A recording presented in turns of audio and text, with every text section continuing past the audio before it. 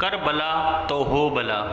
सुंदरपुर नाम का एक गांव था। उस गांव में शंभू नाम का एक आदमी रहता था। वह बहुत सीधा साधा इंसान था। उसके घर में उसकी पत्नी मिताली और 4 बच्चे थे। उसकी आर्थिक स्थिति बहुत खराब थी। उसका एवं उसके परिवार का गुजारा बड़ी मुश्किल से हो रहा था। उसके पास 2 भैंसें थी। एक दिन की बात है, उसकी पत्नी मिताली ने उससे कहा, क्यों न हमें एक भैंस को बेच देना चाहिए, इससे हमारे पास कुछ पैसे आ जाएंगे, जिससे हमारा कुछ दिनों का गुजारा तो हो जाएगा। शंभू अपनी पत्नी की यह बात मान गया। वह अगले ही दिन एक भैंस को लेकर बेचने के लिए घर से निकल गया। कुछ दूर जाने के बाद रास्ते में एक आदमी मिला और जो अपना घोड़ा बेचने के लिए जा रहा था। वह आदमी शंभू से बोला, क्यों न हम अपने जानवरों की अदला बदली कर लें। तुम मेरा घोड़ा ले लो और मैं तुम्हारी भैंस ले लेता हूँ। मुझे भैंस की बहुत ज़रूरत है। शंभू को उस पर दया आ गई। उसने अपनी भैंस को उसको दे दिया और उसका घोड़ा ले लिया। शंभू घोड़ा लेकर कुछ दूर चला ही था कि उसे पता चला कि घोड़ा तो अंधा है। शंभू उसे लेकर आगे बढ़ रहा था। थोड़ी देर चलने के बाद उसे एक आदमी मिला। उसके पास एक गाय थी। घोड़ा देखकर वो आदमी बोला, भाई मेरी गाय बहुत सीधी है, खूब दूध देती है। तुम मेरी गाय ले लो और अपना घोड़ा मुझे दे दो।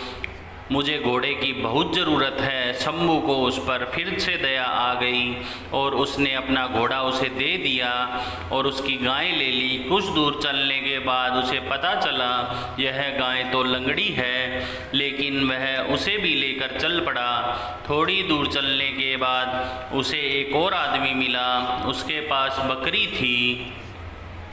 उस आदमी ने पूछा, कहाँ जा रहे हो भाई? शंभू ने बताया, मैं इस लंगड़ी गाय को बेचने जा रहा हूँ। वो आदमी बोला, मुझे इस गाय की बहुत ज़रूरत है। क्या आप मुझे यह गाय दे सकते हैं? इसके बदले मैं आपको अपनी बकरी दे दूँगा। शंभू ने उसे अपनी गाय दे दी और उसने अपनी बकरी दे दी। थोड़ी देर चलने के बाद उसे पता चला कि बकरी तो बीमार है। शंभू बाज़ार पहुँच गया और बड़ी ज़ोर ज़ोर से भूख लगी थी। उसने उस बकरी को 5 रुपये में बेचकर उन पैसों का खाना खरीद लिया। कुछ दूर उसे एक पेड़ दिखा। उसने सोचा वह शांति से बैठकर खाना खाएगा और फिर वापस घर जाऊंगा। शंभू पेड़ के नीचे गया तो वहाँ पर एक बूढ़ा आदमी आ गया और बोला, बेटा मुझे बहुत भूख लगी है, क्या तुम मुझे अपना खाना दे सकते हो?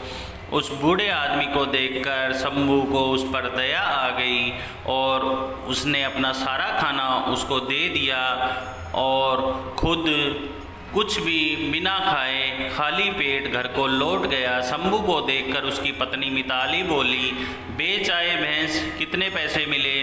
शंभू ने उसे सारी घटना सुनाई। सब सुनने के बाद मिताली बोली, आपने बहुत अच्छा किया।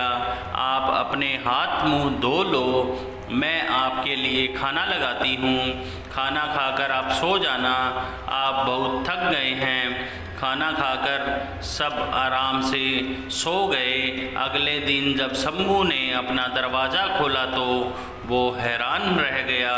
वह अपनी पत्नी को ज़ोर ज़ोर से आवाज़ लगाने लगा। आवाज़ सुनकर उसकी पत्नी भी दौड़ती हुई बाहर आई। वह भी देखकर हैरान हो गई।